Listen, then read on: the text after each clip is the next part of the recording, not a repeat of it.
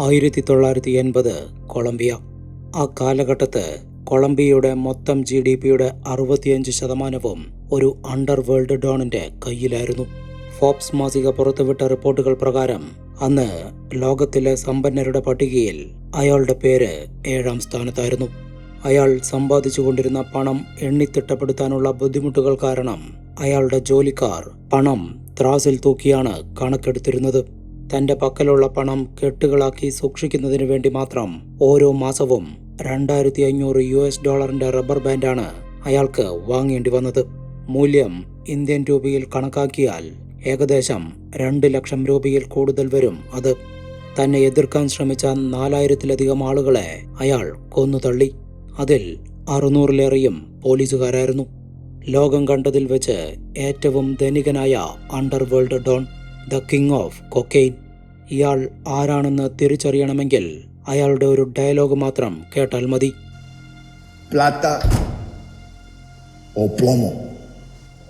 ഇന്നത്തെ വീഡിയോയിലൂടെ നമുക്ക് കാണാം the walking evil, Pablo Escobar.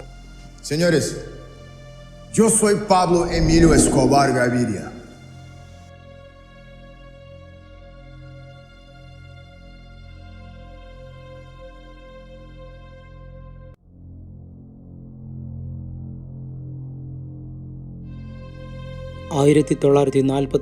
December 1 കൊളംബിയയിലെ റിയോ നിഗ്രോ എന്ന സ്ഥലത്ത് ഏബൽ ഡി ജീസസ് എസ്കോബാറിനും ഹെർമിൽഡ ഡൊളാറസ് ഗരീവിയയ്ക്കും ഒരു ആൺകുഞ്ഞ് ജനിക്കുന്നു.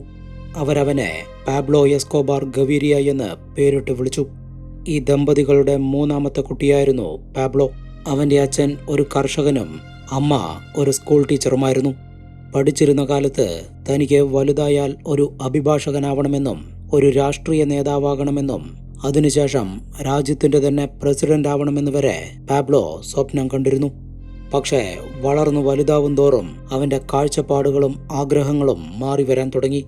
ഒരു സമൂഹത്തിലെ ഏറ്റവും ധനികനായ വ്യക്തിയായിരിക്കും ആ സമൂഹത്തിലെ ഏറ്റവും വലിയ ശക്തനാവുന്നത് എന്ന് അവൻ തിരിച്ചറിഞ്ഞു.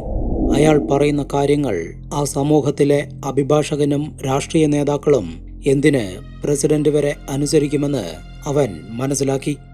എന്നാൽ കുടുംബത്തിന്റെ മോശം സാമ്പത്തിക സ്ഥിതി കാരണം പഠനം പാതി വഴിയിൽ ഉപേക്ഷിക്കേണ്ടി വന്നപ്പോഴാണ് പാബ്ലോ പണത്തിന്റെ പ്രാധാന്യം ശരിക്കും മനസ്സിലാക്കിയത്. അതിനുശേഷം അവന്റെ ജീവിതത്തിൽ ഒരേ ഒരു ലക്ഷ്യം മാത്രമേ ഉണ്ടായിരുന്നുള്ളൂ: കുറച്ചു സമയം കൊണ്ട് കൂടുതൽ പണമുണ്ടാക്കുക. തന്റെ 25ാം വയസ്സിനുള്ളിൽ 1 മില്യൺ കൊളംബിയൻ പെസോ സമ്പാദിക്കാൻ കഴിഞ്ഞില്ലെങ്കിൽ താൻ ആത്മഹത്യ ചെയ്യുമെന്ന് പാബ്ലോ സ്വയം പ്രതിജ്ഞ ചെയ്തു. അമിതമായ പണം സമ്പാദിക്കാനുള്ള അത്യാഗ്രഹം അവനെ കൊണ്ടെത്തിച്ചത് വലിയ വലിയ കുറ്റകൃത്യങ്ങളിലേക്കായിരുന്നു. ആ സമയത്ത് പാബ്ലോയുടെ കസിനായ ഗുസ്താവോ ഗവീരിയ വ്യാജമായി ഡിഗ്രി സർട്ടിഫിക്കറ്റുകളും ഡിപ്ലോമ സർട്ടിഫിക്കറ്റുകളും ഉണ്ടാക്കുന്ന പണിയിലായിരുന്നു. പാബ്ലോയും അയാളുടെ കൂടെ കൂടി. ഇതിനിടയ്ക്ക് ചെറിയ ചെറിയ മോഷണങ്ങളും ചെയ്യാൻ തുടങ്ങി. പക്ഷേ ഇതിൽ നിന്നെല്ലാം കിട്ടുന്ന വരുമാനം കൊണ്ട് തൃപ്തിപ്പെടാൻ പാബ്ലോ തയ്യാറായിരുന്നില്ല. അങ്ങനെ 20 വയസ്സ് പ്രായമായപ്പോഴേക്കും പാബ്ലോ കാർ മോഷണത്തിലേക്ക് കടന്നു. ലക്ഷറി കാറുകൾ മോഷ്ടിച്ച് അതിന്റെ സ്പെയർ പാർട്സ് മറിച്ചുവെക്കലായിരുന്നു അവന്റെ പ്രധാന ജോലി.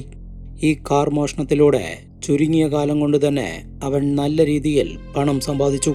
പക്ഷേ കാർ മോഷ്ടിച്ചാൽ കിട്ടുന്നതിനേക്കാൾ കൂടുതൽ പണം ആളുകളെ കിഡ്നാപ്പ് ചെയ്താൽ കിട്ടുമെന്ന് പാബ്ലോ തിരിച്ചറിഞ്ഞതോടെ അവൻ സ്ഥലത്തെ സമ്പന്നരായ ആളുകളെയും അവരുടെ മക്കളെയും കിഡ്നാപ്പ് ചെയ്യാൻ തുടങ്ങുന്നു. അതിനുശേഷം മോചനദ്രവ്യമായി വലിയൊരു തുക ഇരയുടെ കുടുംബത്തോട് ആവശ്യപ്പെടും. ചോദിച്ച പണം കൊടുത്തവരെയെല്ലാം അവൻ തിരിച്ചയച്ചു. പക്ഷേ പറഞ്ഞ സമയത്തിനുള്ളിൽ പണം കൊടുക്കാത്തവരെ പാബ്ലോ ഒരു ദയയും കൂടാതെ കൊന്നുതള്ളി. വളർന്നു വരുംതോറും പാബ്ലോ എസ്കോബാറിന്റെ ശത്രുക്കളുടെ എണ്ണവും വർദ്ധിച്ചുകൊണ്ടേയിരുന്നു. ഇതോടെ അവൻ തന്റെ ശത്രുക്കളെയും കിഡ്നാപ്പ് ചെയ്യാൻ തുടങ്ങുന്നു. ഭാവിയിൽ തനിക്കെതിരെ തിരിയാൻ സാധ്യതയുള്ള ആളുകളെയെല്ലാം കൊലപ്പെടുത്തുന്നു. അതിൽ പ്രധാനപ്പെട്ടൊരു കൊലപാതകമായിരുന്നു 1971 നടന്ന ഡിയാഗോ എച്ച്വാരിയുടെ കൊലപാതകം. സ്ഥലത്തെ പ്രധാന വ്യവസായികളിൽ ഒരാളായിരുന്ന ഡിയാഗോ എച്ച്വാരിയെ പാബ്ലോയുടെ സംഘം കിഡ്നാപ്പ് ചെയ്ത് അദ്ദേഹത്തിന്റെ കുടുംബത്തിൽ നിന്നും പണം ആവശ്യപ്പെടുന്നു. ആ ഒരൊറ്റ ഡീലിലൂടെ മാത്രം പാബ്ലോ ലക്ഷങ്ങളാണ് സമ്പാദിച്ചത്. എന്നാൽ പണം കൈപ്പറ്റിയതിനു ശേഷവും പാബ്ലോ ഡിയാഗോയെ മോചിപ്പിക്കാൻ തയ്യാറായില്ല. കാരണം അയാളെ പുറത്തുവിട്ടാൽ തീർച്ചയായും ഭാവിയിൽ അത് തനിക്കൊരു പ്രശ്നമാവുമെന്ന് പാബ്ലോയ്ക്ക് അറിയാമായിരുന്നു. അങ്ങനെ ഡിയാഗോയുടെ കൊലപാതകത്തിലൂടെ പാബ്ലോ എസ്കോബാർ തന്റെ ശത്രുക്കൾക്ക് ഒരു വാണിംഗും നൽകുന്നു. വെറും 22-ാം വയസ്സിലാണ് ഇതെല്ലാം ചെയ്തു കൂട്ടുന്നതെന്ന് ഓർക്കണം. കൊളംബിയ മൊത്തത്തിൽ പാബ്ലോയെക്കുറിച്ചുള്ള വാർത്തകൾ അതിവേഗം സ്പ്രെഡാവാൻ തുടങ്ങി. അവൻ വീണ്ടും തന്റെ കിഡ്നാപ്പിങ്ങും കൊലപാതകങ്ങളും തുടർന്നുകൊണ്ടേയിരുന്നു. 25-ാം വയസ്സിനുള്ളിൽ 1 മില്യൺ കൊളംബിയൻ പെസോ സമ്പാദിക്കാൻ കഴിഞ്ഞില്ലെങ്കിൽ ആത്മഹത്യ ചെയ്യുമെന്ന് പ്രതിജ്ഞയെടുത്ത പാബ്ലോ എസ്കോബാർ 22-ാം വയസ്സിൽ തന്നെ ഒരു കോടീശ്വരനായി മാറി. ഒരു വശത്ത് പാബ്ലോയുടെ വർദ്ധിച്ചു വരുന്ന ക്രിമിനൽ പ്രവർത്തനങ്ങൾ മറ്റു കുറ്റവാളികൾക്കിടയിൽ അയാൾക്ക് സ്വാധീനം നേടിക്കൊടുത്തെങ്കിലും മറുവശത്ത് നിയമത്തിനു മുന്നിൽ അയാൾ ഒരു കൊടും കുറ്റവാളിയായി മാറിക്കഴിഞ്ഞിരുന്നു. മോസ്റ്റ് വാണ്ടഡ് ലിസ്റ്റിൽ ഇടം പിടിച്ച പാബ്ലോയെ കുടുക്കാൻ പോലീസ് നിരവധി ശ്രമങ്ങൾ നടത്തിയെങ്കിലും പലപ്പോഴും അയാൾ പിടികൊടുക്കാതെ രക്ഷപ്പെട്ടു. എന്നാൽ 1974-ൽ ഒരു ലക്ഷറി കാർ മോഷ്ടിക്കുന്നതിനിടയിൽ പാബ്ലോ പോലീസിന്റെ പിടിയിലാവുന്നു. ഇതിനെ തുടർന്ന് അയാൾക്ക് മാസങ്ങളോളം ജയിൽ ശിക്ഷ അനുഭവിക്കേണ്ടി വന്നെങ്കിലും ഈ കാലയളവിൽ പോലീസുകാരെ എങ്ങനെ സ്വാധീനിക്കാമെന്നും കൈക്കൂലി കൊടുത്ത് എങ്ങനെ വശത്താക്കാമെന്നും പാബ്ലോ മനസ്സിലാക്കി. ജയിലിൽ നിന്നും പുറത്തിറങ്ങിയതും അയാൾ തന്റെ പഴയ ജോലികൾ വീണ്ടും ആരംഭിക്കുന്നു. കൂട്ടത്തിൽ പോലീസുകാർക്കും മറ്റും നല്ല രീതിയിൽ കൈക്കൂലിയും കൊടുത്തു തുടങ്ങി. അപ്പോഴെല്ലാം പാബ്ലോയുടെ മനസ്സിൽ ഒരേ ഒരു ചിന്ത മാത്രമേ ഉണ്ടായിരുന്നുള്ളൂ: പണമുണ്ടാക്കുക, പണമെറിഞ്ഞ് പണമുണ്ടാക്കുക. അങ്ങനെ പാബ്ലോ തനിക്ക് കീഴിൽ ഒരു ഗ്യാങ്ങിനെ ഉണ്ടാക്കുന്നു. ആ ഗ്യാങ്ങിനെ വെച്ച് മോഷണം, വ്യാജരേഖ ചമയ്ക്കൽ, തട്ടിക്കൊണ്ടുപോകൽ, പണത്തിനു വേണ്ടിയുള്ള കൊലപാതകം തുടങ്ങിയ എല്ലാ ക്രിമിനൽ ആക്ടിവിറ്റീസും ഒരുമിച്ച് മുന്നോട്ട് കൊണ്ടുപോകുന്നു. പണം കുമിഞ്ഞുകൂടുമ്പോഴും ഇനിയും വേണമെന്നുള്ള ചിന്ത പാബ്ലോയുടെ ഉറക്കം കെടുത്തുകയും അയാൾ മറ്റു വഴികൾ ആലോചിക്കുകയും ചെയ്തു. അങ്ങനെയാണ് പാബ്ലോയും സംഘവും കൊക്കൈൻ ബിസിനസ്സിലേക്ക് കാലെടുത്തു വെച്ചത്. അന്നുവരെ താൻ ചെയ്തിട്ടുള്ള എല്ലാ ബിസിനസ്സിനേക്കാളും പല മടങ്ങ് പ്രോഫിറ്റ് ലഭിക്കുന്നത് കൊക്കൈൻ ബിസിനസ്സിലൂടെയാണെന്ന് പാബ്ലോ മനസ്സിലാക്കുന്നു. 1970 കാലഘട്ടത്തിൽ അമേരിക്കയിലേക്ക് വൻതോതിൽ മയക്കുമരുന്ന് കയറ്റി അയച്ച് വലിയ രീതിയിൽ പണം സമ്പാദിക്കുന്ന ഒരുപാട് ഗ്യാങ്ങുകൾ കൊളംബിയയിൽ ഉണ്ടായിരുന്നു. പാബ്ലോയും പതിയെ അവരുടെ വഴിയിലേക്ക് തിരിഞ്ഞു. അവിടെ നടക്കുന്ന ഡീലിംഗ്സ് മുഴുവൻ വലിയ വലിയ മാഫിയകളുടെ കീഴിലായിരുന്നു. തുടക്കത്തിൽ പാബ്ലോയുടെ ടീം പല മയക്കുമരുന്ന് സംഘങ്ങൾക്ക് വേണ്ടിയും ജോലി ചെയ്യുന്നു. ഇതിലൂടെ അവർ ഒത്തിരി ബന്ധങ്ങളുണ്ടാക്കി. പതിയെ പതിയെ അവർ മയക്കുമരുന്ന് വ്യാപാരത്തിന്റെ സങ്കീർണതകളെക്കുറിച്ചും കള്ളക്കടത്ത് നടത്തുന്നതിന്റെ വഴികളെക്കുറിച്ചും പഠിച്ചെടുക്കുന്നു. ഈയൊരു ഡ്രഗ് ബിസിനസ്സുകൾ എല്ലാം തന്നെ ശക്തമായൊരു സിൻഡിക്കേറ്റിന് കീഴിലാണ് നടക്കുന്നത്. ആ സിൻഡിക്കേറ്റിലേക്ക് പുതിയൊരു പാർട്ട്ണറെ ആരും അത്ര പെട്ടെന്നൊന്നും അംഗീകരിക്കുമായിരുന്നില്ല. പക്ഷേ പാബ്ലോയ്ക്ക് മറ്റുള്ളവർക്ക് വേണ്ടി ജോലി ചെയ്ത് കിട്ടുന്ന പണം കൊണ്ട് തൃപ്തിപ്പെടാൻ സാധിക്കുമായിരുന്നില്ല. അതുകൊണ്ട് തന്നെ പലതരത്തിലുള്ള പ്രതിസന്ധികളെയും അതിജീവിച്ച് പാബ്ലോ എസ്കോബാർ സ്വന്തമായൊരു ഡ്രഗ് കാർട്ടൽ രൂപീകരിക്കുന്നു, മെഡിജിൻ കാർട്ടൽ. ഇതോടുകൂടി ഡ്രഗ് ബിസിനസ് ചെയ്തിരുന്ന എല്ലാവരും പാബ്ലോയ്ക്കെതിരെ തിരിയാൻ തുടങ്ങി. പക്ഷേ പാബ്ലോ ഇതെല്ലാം മുൻകൂട്ടി കണ്ടിരുന്നു. അതുകൊണ്ട് തന്നെ അയാൾ തന്റെ ശത്രുക്കളുടെ ഒരു വലിയ ലിസ്റ്റ് തന്നെ തയ്യാറാക്കുന്നു. ശേഷം ആ ലിസ്റ്റിലുള്ള ഓരോരുത്തരുമായി ചേർന്ന് ബിസിനസ് നടത്താനുള്ള ശ്രമങ്ങൾ ആരംഭിക്കുന്നു. ഈ ഡീലിന് സമ്മതിച്ചവരുമായി വളരെ നല്ല സൗഹൃദ ബന്ധം സ്ഥാപിച്ച പാബ്ലോ എതിർത്തവരെ കൊന്നൊടുക്കാൻ തുടങ്ങി. ഇതിന്റെ തുടർച്ചയെന്നോണം 1975-ൽ സ്ഥലത്തെ ഏറ്റവും വലിയ ഡ്രഗ് ഡീലറായിരുന്ന ഫാബിയോ എസ്ട്രോപോയും കൊല ചെയ്യപ്പെടുന്നു. പാബ്ലോയുടെ പോളിസി വളരെ സിമ്പിളായിരുന്നു. താൻ കൊടുക്കുന്ന ഓഫറിനോട് സഹകരിക്കാത്ത ഡ്രഗ് ഡീലേഴ്സിന്റെ എല്ലാ ജോലിക്കാരെയും ഇരട്ടി ശമ്പളം കൊടുത്ത് തന്റെ വരുതിക്ക് വരുത്തും. അതിനുശേഷം സംഘത്തിന്റെ തലവനെ കൊന്ന് അയാളുടെ ബിസിനസ് സാമ്രാജ്യം മുഴുവൻ ഏറ്റെടുക്കും. ഇത്തരത്തിലുള്ള നീക്കങ്ങൾ കണ്ട് ഭയന്നുപോയ മറ്റുള്ള മിക്ക ഡ്രഗ് ഡീലേഴ്സും പാബ്ലോയുമായി സഹകരിക്കാൻ തയ്യാറായി. ദിവസങ്ങൾ കഴിയുന്തോറും പാബ്ലോ എസ്കോബാർ ആരെയും ഭയപ്പെടാതെ തന്റെ ലക്ഷ്യത്തിലേക്ക് മുന്നേറിക്കൊണ്ടിരുന്നു. അങ്ങനെ 1976-ൽ താനുമായി സഹകരിക്കുന്ന എല്ലാ ഗ്യാങ്സിനെയും ഉൾപ്പെടുത്തിക്കൊണ്ട് മെഡിജിൻ കാർട്ടൽ വിപുലീകരിച്ച പാബ്ലോ അവരുടെയെല്ലാം തലവനായി മാറി. ഉന്നത പോലീസ് ഉദ്യോഗസ്ഥരെയെല്ലാം വശത്താക്കിയ അയാൾ ഇല്ലീഗലായി ഡ്രഗ്സ് ട്രാൻസ്പോർട്ട് ചെയ്യുവാനായി പല വിചിത്രമായ വഴികളും പരീക്ഷിച്ച് വിജയം കണ്ടു. കാറിന്റെ ടയറുകളിലും ടിവികൾക്കകത്തും മത്സ്യത്തിനകത്തുമെല്ലാമായി പാബ്ലോയുടെ നിരവധി ചരക്കുകൾ രാജ്യം കടന്നു. അമേരിക്കയിലേക്കായിരുന്നു മെയിൻ സപ്ലൈ. കടത്തലിന് തന്നെ സഹായിക്കുന്ന പൈലറ്റുമാർക്ക് ഓരോ പറക്കലിനും $5 ലക്ഷം വരെ പ്രതിഫലം നൽകുന്ന തരത്തിൽ പാബ്ലോ വളർന്നു. അങ്ങനെ പാബ്ലോയുടെ നേതൃത്വത്തിൽ മെഡിജിൻ കാർട്ടലിന്റെ ബിസിനസ് വളർന്നു പന്തലിച്ചു. അയാളുടെ വരുമാനം കൂടുന്നതനുസരിച്ച് ബിസിനസ്സും വ്യാപിപ്പിച്ചുകൊണ്ടിരുന്നു. കൊളംബിയ കൂടാതെ പെറു, ഇക്വഡോർ തുടങ്ങിയ രാജ്യങ്ങളിൽ നിന്നും അമേരിക്കയിലേക്ക് ഡ്രഗ്സിന്റെ വിതരണം ആരംഭിച്ചു. 1976 മാർച്ചിൽ 15 വയസ്സ് പ്രായമുള്ള മരിയ വിക്ടോറിയ ഹെനാവോ എന്ന പെൺകുട്ടിയെ പാബ്ലോ എസ്കോബാർ പ്രേമിച്ച് വിവാഹം കഴിക്കുന്നു. ആ വർഷം തന്നെ കൊളംബിയൻ ഇന്റലിജൻസ് നടത്തിയ ഒരു റെയ്ഡിൽ കാറിന്റെ ടയറിൽ നിന്നും ഏകദേശം 40 പൗണ്ട് കൊക്കൈൻ കണ്ടെത്തിയതിനെ തുടർന്ന് പാബ്ലോയും 6 കൂട്ടാളികളും അറസ്റ്റ് ചെയ്യപ്പെട്ട് ജയിലിലാവുന്നു. എന്നാൽ തന്റെ ബന്ധങ്ങൾ ഉപയോഗിച്ച് ദിവസങ്ങൾക്കുള്ളിൽ തന്നെ ജയിലിൽ നിന്നും പുറത്തിറങ്ങിയ പാബ്ലോ ഒന്നുകൂടി അക്രമാസക്തനായി മാറി. പിന്നീട് തന്റെ മാർഗത്തിന് തടസ്സം നിൽക്കുന്നവരോട് ഒരേ ഒരു ചോദ്യം മാത്രമേ Pablo ചോദിച്ചിരുന്നുള്ളൂ. Tranquilo. Ustedes pueden aceptar mi negocio o aceptar las consecuencias. Plata o plomo. പ്ലാത്ത ഓ പ്ലോമോ, അതായത് സിൽവർ വേണോ ലെഡ് അഥവാ ഈയം വേണോ എന്നാണ് ചോദ്യം. ഇത് ഒരു സ്പാനിഷ് ഫ്രൈസാണ്.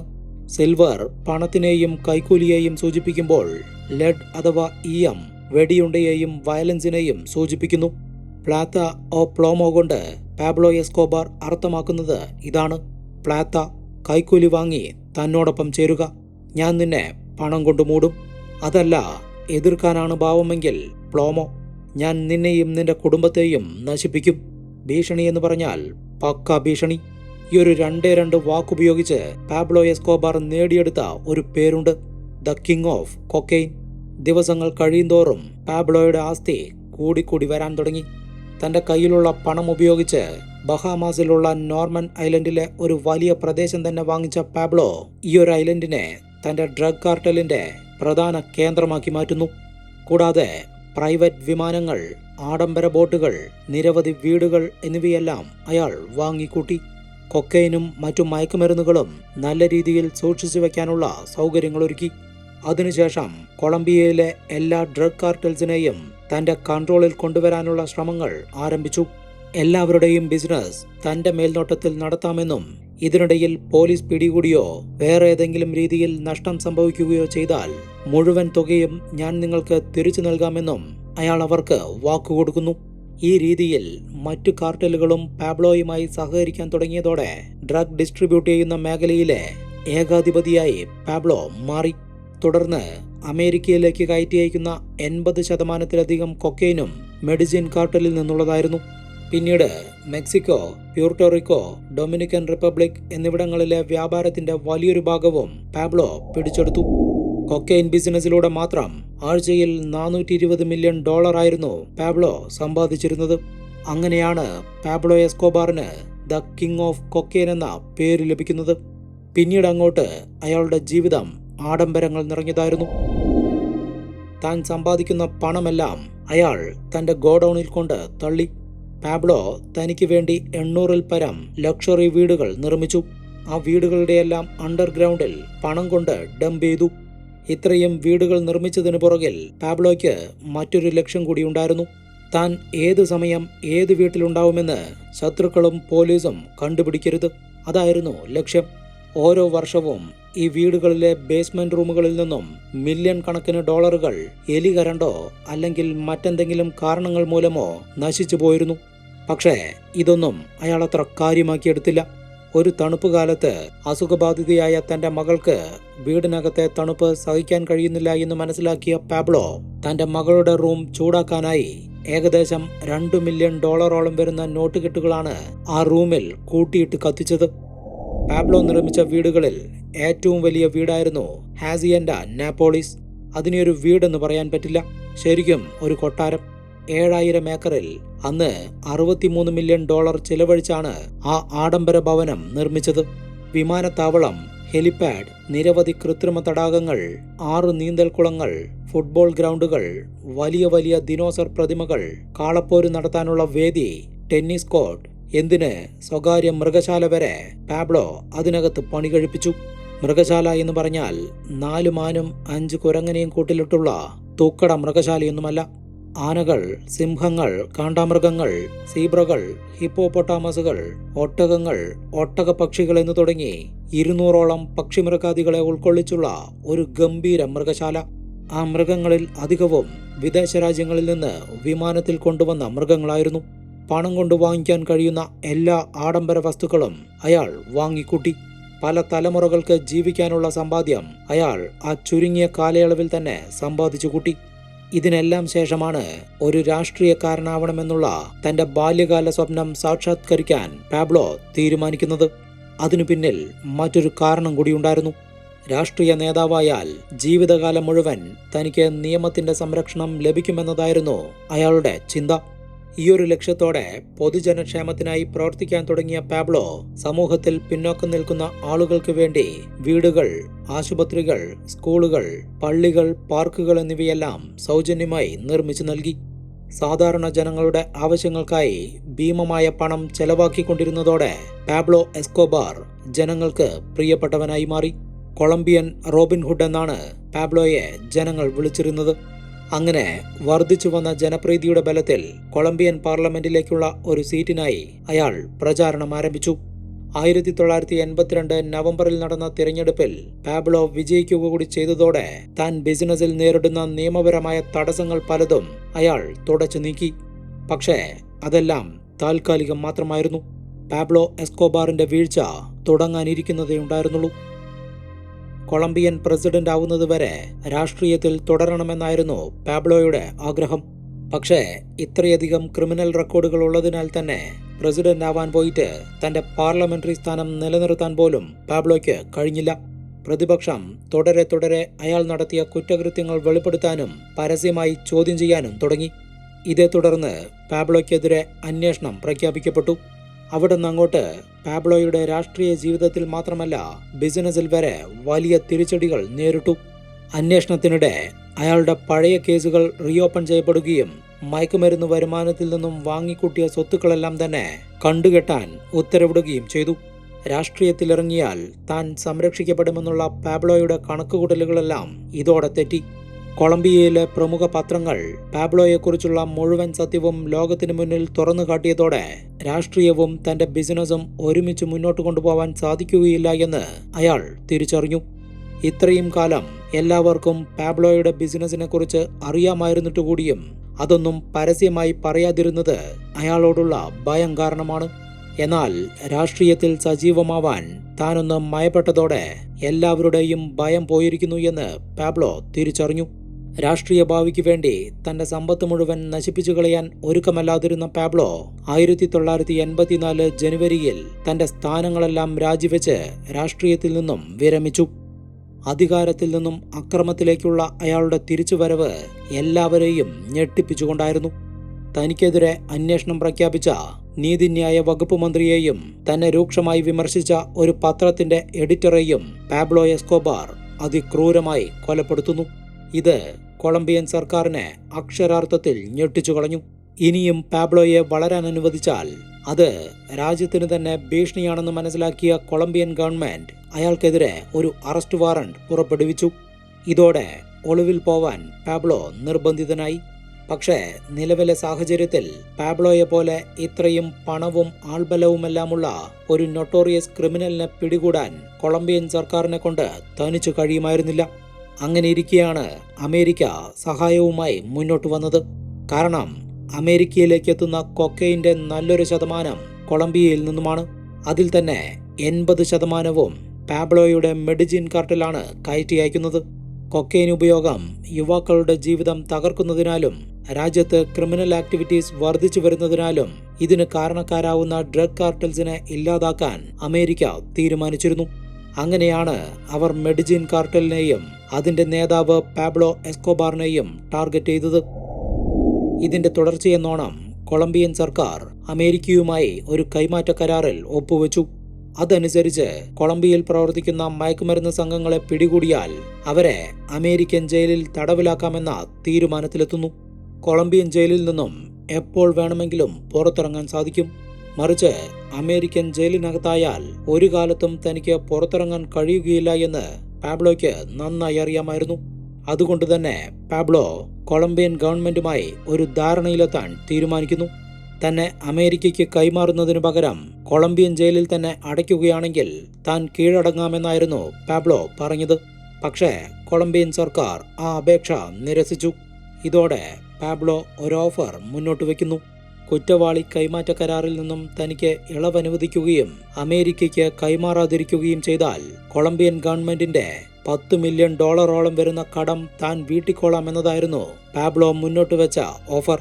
അന്നത്തെ കൊളംബിയൻ ഗവൺമെന്റിന്റെ സാമ്പത്തിക സ്ഥിതി അനുസരിച്ച് പാബ്ലോയുടെ ഓഫർ സ്വീകരിക്കാൻ അവർക്ക് ആഗ്രഹമുണ്ടായിരുന്നുവെങ്കിലും മറ്റുള്ള രാജ്യങ്ങളിൽ നിന്നുമുള്ള എതിർപ്പുകൾ നേരിടേണ്ടി വരുമെന്നുള്ള ഭയം കാരണം അവർ ആ ഓഫർ നിരസിക്കുന്നു.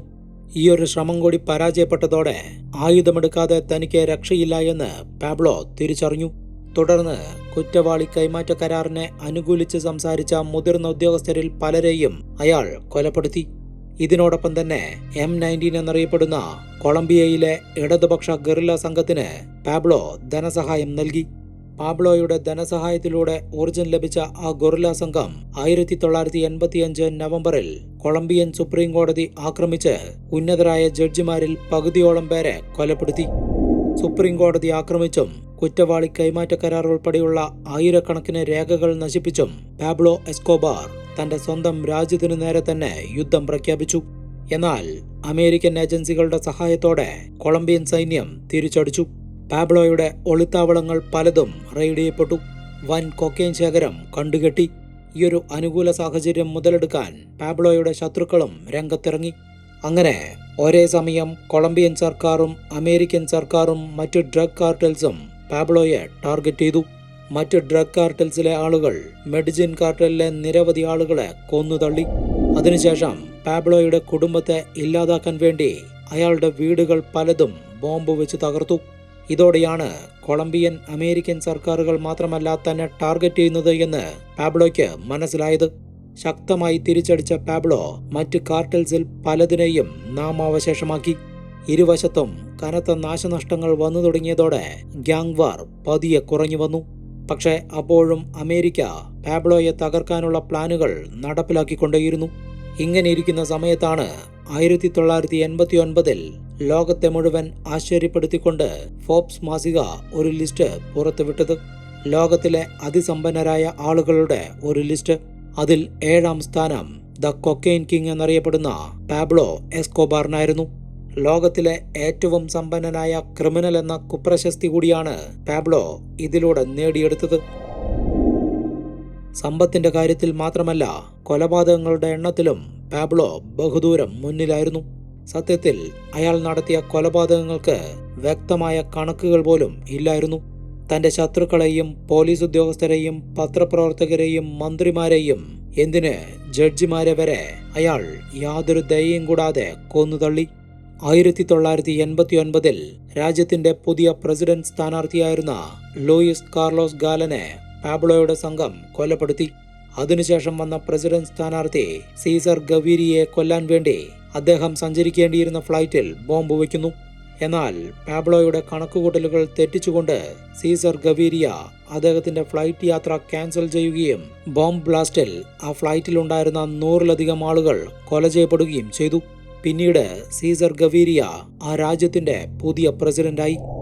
പാബ്ലോയും കൊളംബിയൻ സേനയും തമ്മിലുള്ള രക്തച്ചൊരിച്ചിൽ മാസങ്ങളോളം തുടർന്നു. തനിക്കെതിരെ തിരിയുന്ന പോലീസ് ഉദ്യോഗസ്ഥരെ കൊലപ്പെടുത്താനായി പാബ്ലോ തന്റെ അനുയായികൾക്ക് വലിയ തോതിൽ പ്രതിഫലം വാഗ്ദാനം ചെയ്തു. സ്വാഭാവികമായും പോലീസ് സംഘവും പാബ്ലോയുടെ അനുയായികളും തമ്മിൽ പല സ്ഥലങ്ങളിൽ വെച്ച് പലപ്പോഴായി ഏറ്റുമുട്ടലുകളുണ്ടായി. ഇതേ തുടർന്ന് നിരവധി പോലീസ് ഓഫീസേഴ്സും പാബ്ലോയുടെ വലം കൈയായിരുന്ന ഗുസ്താവോ ഗവീരിയ, ഭാര്യ സഹോദരൻ ഫാബിയോ, സുഹൃത്ത് റോഡ്രിഗസ്, ഇങ്ങനെ നിരവധി ആളുകൾ കൊല ചെയ്യപ്പെടുകയും 100ഓളം ആളുകൾ പോലീസ് പിടിയിലാവുകയും ചെയ്തു. ഇതോടെ 1991 പോലീസും പാബ്ലോ എസ്കോബാറും തമ്മിൽ ഒരു ധാരണയിലെത്തുന്നു.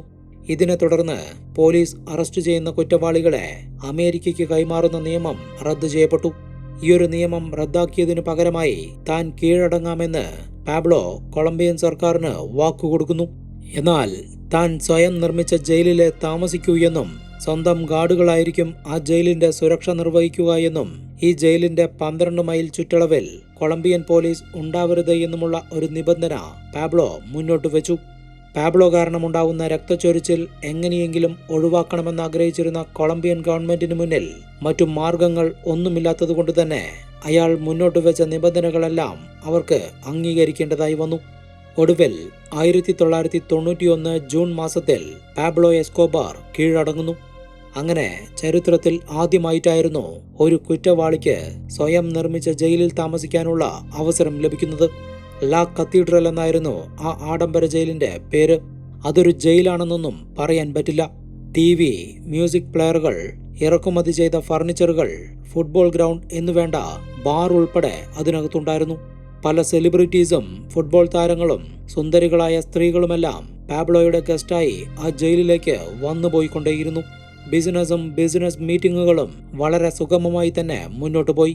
ജയിലിലിരുന്നു പോലും പാബ്ലോയുടെ നേതൃത്വത്തിൽ അമേരിക്കയിലേക്ക് ദിവസവും ടൺ കണക്കിന് കൊക്കെയിനാണ് കയറ്റി അയച്ചുകൊണ്ടിരുന്നത്. ജയിലിനകത്തും അയാളുടെ ജീവിതശൈലിക്കും ബിസിനസിനും ഒരു മുടക്കവുമില്ലാതെ തന്നെ മുന്നോട്ട് പോയിക്കൊണ്ടിരുന്നു. അങ്ങനെ കുറച്ചു മാസങ്ങൾ പാബ്ലോയിൽ നിന്നും വലിയ പ്രശ്നങ്ങളൊന്നും കൊളംബിയൻ സർക്കാരിന് നേരിടേണ്ടി വന്നില്ല. പക്ഷേ അധിക നാൾ കഴിയുന്നതിന് മുൻപ് തന്നെ പ്രശ്നങ്ങൾ ആരംഭിച്ചു. പാബ്ലോ അകത്താണെങ്കിലും അയാളുടെ അനുയായികൾ പുറത്ത് അക്രമം അഴിച്ചുവിട്ടു. മയക്കുമരുന്ന് സംഘങ്ങൾക്കിടയിൽ നടക്കുന്ന കൊലപാതകങ്ങൾ തുടർക്കഥയായി. ജയിലിലായതിനു ശേഷവും പാബ്ലോയുടെ മയക്കുമരുന്ന് വ്യാപാരത്തിനും കൊലപാതകങ്ങൾക്കും ഒരു കുറവും സംഭവിച്ചിട്ടില്ല എന്ന് തിരിച്ചറിഞ്ഞ സർക്കാർ പാബ്ലോയെ കൊളംബിയൻ സർക്കാർ ജയിലിലേക്ക് മാറ്റാൻ തീരുമാനിക്കുന്നു. അങ്ങനെ 1992 ജൂലൈ 22 കൊളംബിയൻ സൈന്യം ലാ കത്തീഡ്രൽ എന്ന ആ അത്യാഡംബര ജയിൽ ആക്രമിച്ചു. എന്നാൽ ഈ സൈനിക നീക്കം തന്റെ സ്വാധീനം ഉപയോഗിച്ച് മുൻകൂട്ടി മനസ്സിലാക്കിയ പാബ്ലോ അവിടെ നിന്നും രക്ഷപ്പെട്ടു കഴിഞ്ഞിരുന്നു. ഈ സംഭവം കൊളംബിയൻ ഗവൺമെന്റിന് വലിയ നാണക്കേടുണ്ടാക്കി.